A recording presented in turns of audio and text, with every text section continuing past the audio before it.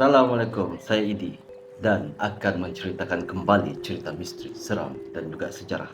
Terima kasih pada yang sudah subscribe dan yang hadir. Jika ada kekurangan, saya minta maaf. Kita mulakan dengan solawat. Allahumma salli ala Sayyidina Muhammad wa ala ali Sayyidina Muhammad kama sholaita ala Sayyidina Ibrahim wa ala ali Sayyidina Ibrahim wa barik ala Sayyidina Muhammad wa ala ali Sayyidina Muhammad kama barakta ala Sayyidina Ibrahim wa ala ali Sayyidina Ibrahim fil alamina innaka hamidun majid. Mistik, batu, angkek-angkek jika berjaya diangkat bermakna apa yang diniatkan akan menjadi kenyataan. Allahu a'lam bishawab. Batu berwarna hitam itu ada lubang kecil di tengahnya. Tidaklah sebesar mana. Bahagian atasnya lebar, bawahnya membonjol bagai cengkerang kura-kura. Dikisahkan, ia bukan sekadar batu biasa. Keberadaannya diselubungi mitos dan kepercayaan mistik. Cubalah diangkat batu ini yang bertubuh besar, berotot kekar, belum tentu mampu mengangkatnya. Walaupun dari segi logik, kanak-kanak berusia 12 tahun pun mampu untuk menggendongnya. Batu ini digelar sebagai batu angkek-angkek. Perkataan angkek adalah daripada bahasa Minang yang bermaksud angkat. Oleh sebab batu ini sering diangkat, dari situlah ia mendapat jolokannya. Apa yang aneh tentang batu ini? Masyarakat di daerah Sugayang, 11 km dari Bandar Batu Sangkar di Sumatera Barat, Indonesia, percaya batu ini mampu meramal niat seseorang itu akan termakbul ataupun tidak. Malah sejak tahun 1986, rumah yang menempatkan batu ini mula dibuka untuk pengunjung luar. Bukan hanya dari kalangan masyarakat di sini, malah turut didatangi pelancong dari luar negara. Mengikut catatan sejarah, batu ini ditemui oleh Datu Bandari Kayo, seorang ketua suku kaum di sini sewaktu mahu membuka sebuah kawasan perkampungan. Ketika itu berlaku kejadian aneh apabila terjadinya gempa kecil dan hujan panas selama 14 hari 14 malam. Ketika mencari penyelesaian untuk bencana itu, muncul satu suara gaib mengarahkan Datu Bandari untuk mengambil sesuatu dari salah satu lubang yang hendak dipacahkan tiang rumah. Pesannya, harta itu hendaklah dijaga dengan baik. Setelah digali, mereka menemui seketul batu. Di belakang ada terukir perkataan Allah dan Muhammad. Pada awalnya, batu ini dijoloki dengan nama batu pendapatan, yang bermaksud batu yang didapati atau ditemui dalam maksud bahasa Melayu. Namun, setelah batu ini dipercayainya mampu meramal niat seseorang yang mengangkatnya, ia kemudian mendapat jolokan angkek-angkek, yaitu kerana sentiasa cuba untuk diangkat orang oleh sesiapa pengunjung. Kurang pasti siapa yang mendapat alamat ini atau memulakan langkah untuk meramal nasib melalui batu ini. Dikatakan ramai yang sudah mencuba nasib dan konon ramalan batu ini tepat. Apabila batu ini percaya diangkat, apa yang diniatkan akan makbul.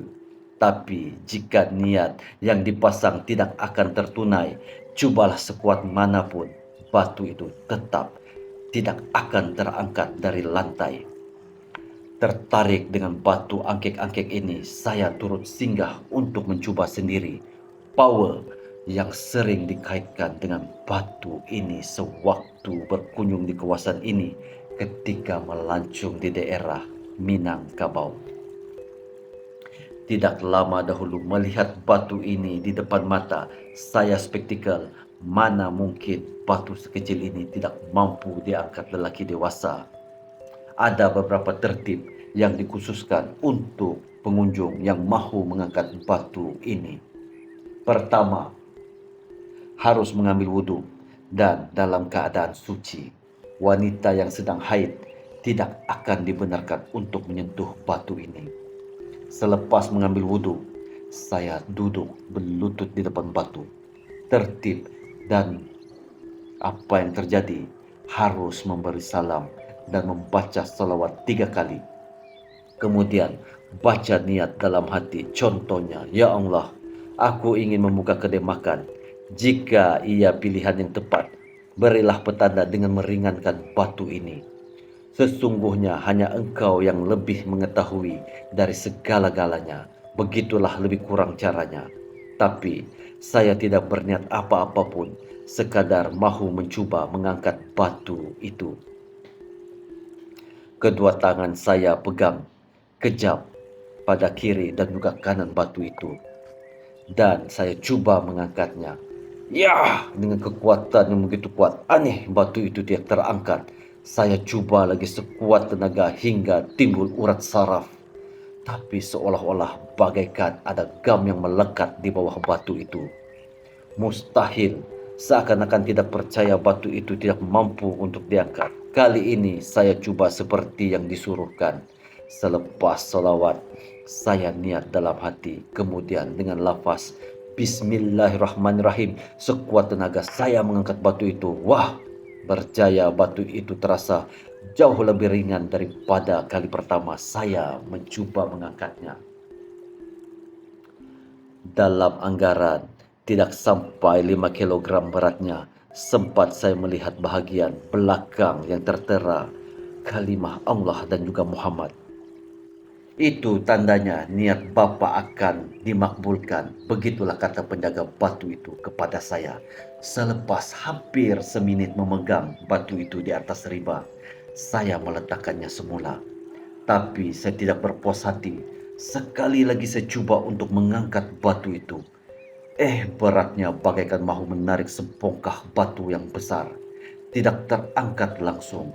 Kepercayaan spektikel saya terhakis. Tapi bukan bermakna saya percaya pada ramalan batu itu yang sudah dijaga oleh 7 keturunan Datuak Bandari itu.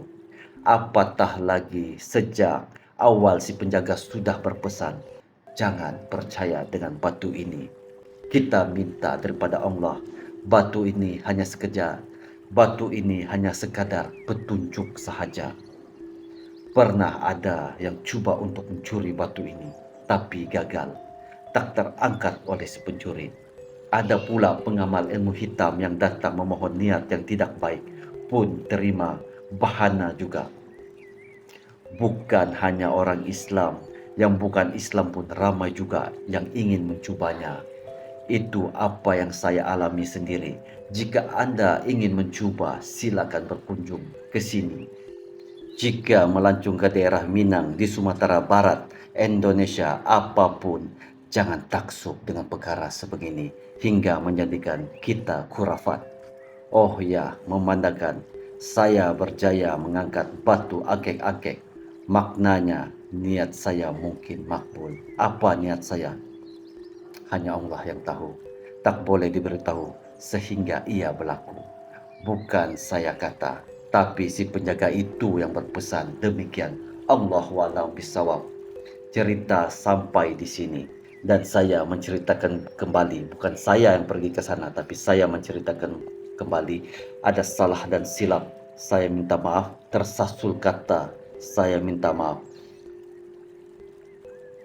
Terima kasih. Assalamualaikum warahmatullahi taala wabarakatuh.